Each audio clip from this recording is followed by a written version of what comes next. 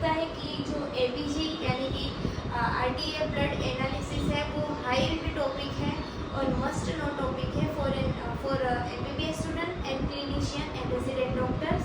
तो आज हम ट्राई करेंगे कि इसको कम से कम टाइम में जो मोस्ट इम्पोर्टेंट फैक्टर है वही डिस्कस करें। तो पहले तो हम ये देखते हैं कि एबीजी क्या इंटरप्रेटेड करता है, ऑक्सीजनेशन, वेंटिलेशन और acid base status of the patient. ये एबीजी हमें इंडिकेट करता है। अब पहले तो हमें नॉर्मल वैल्यूज याद रखनी है। पीएच होती है नॉर्मल, जो नॉर्मल वैल्यूज है वो इसलिए याद रखनी है कि पूरा गेम है उसके साइड में ही है। पीएच होती है 7.35 टू 7.45, PaCO2 का स्टेटस होता है 35 टू 45, SCO3 होता है वो 22 टू 26। तो ये हमें याद रखना है और फिर हम इसका करेंगे स्टेप वाइज अप्रोच। तो स्टेप इसके होते हैं 4 स्टेप। फर्स्ट स्टेप में होता है हमें पीएच देखनी है। पहले तो जब एबीजी आए तो सबसे पहले पीएच देखनी है। अगर 3.45 से कम हो तो वो इंडिकेट करता है एसिडोसिस, और अगर 7.45 से ज़्यादा हो तो वो इंडिकेट करता है अल्कलोसिस। तो पहला स्टेप है पीएच का। सेकेंड स्टेप है CO2 का। जैसे कि CO2 बढ़ा हुआ हो तो वो इंडिकेट करता है रेस्पिरेटरी एसिडोसिस, और अगर CO2 कम हो तो वो इंडिकेट करता है रेस्पिरेटरी अल्कलोसिस। थर्ड स्टेप है HCO3। इसलिए हमें ये 3 के जो वैल्यूज है वो याद रखने हैं। तो HCO3 में अगर HCO3 कम हो तो वो मेटाबॉलिक इंडिकेट करता है मेटाबॉलिक एसिडोसिस, और अगर HCO3 ज़्यादा हो तो वो इंडिकेट करता है मेटाबॉलिक अल्कलोसिस। और स्टेप 4 होता है कंपेंसेशन का, क्योंकि अगर कोई भी वैल्यू बढ़ेगी तो पेशेंट की बॉडी उसको कंपेंसेट करने की कोशिश करेगी, पर इसमें ज़्यादा कंफ्यूज ना हो। मेन ये 3 फीचर्स पे ही हमें ध्यान देना है। तो अब हम इसके एग्जाम्पल देखते हैं ताकि आपको और अब हम देखते हैं इसके एग्जाम्पल।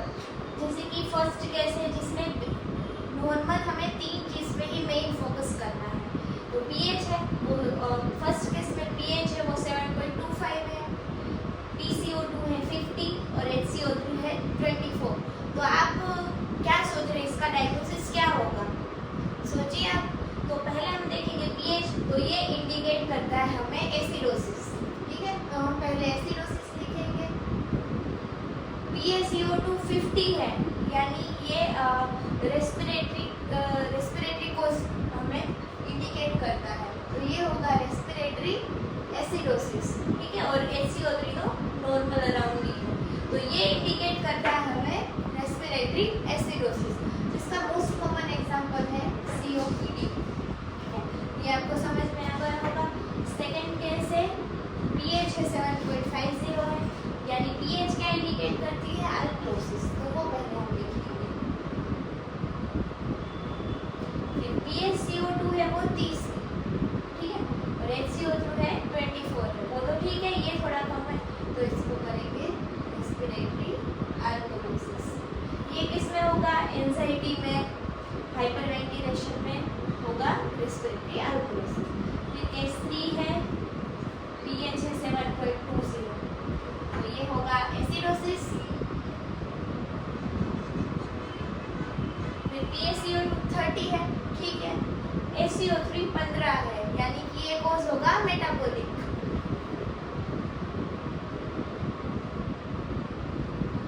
सबसे ज़्यादा कॉमन दिखने को मिलता है वो ये है कि मेटाबॉलिक एसिडोसिस, और ये इसलिए इम्पोर्टेंट है कि ये टीके में देखने को मिलता है। मोस्ट कॉमन है वो मेटाबॉलिक एसिडोसिस, और मोस्ट इम्पोर्टेंट भी है, और हाई क्वेश्चन है नीट पीजी में, IIT में ये पूछने के लिए।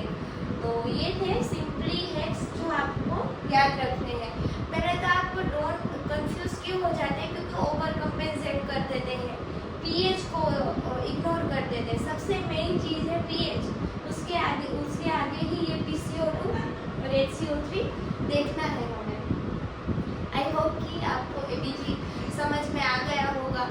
अगर आपको ABC ऐसे समझ में आ गया तो don't forget to like share and subscribe. और आपको जो भी टॉपिक हार्ड लगे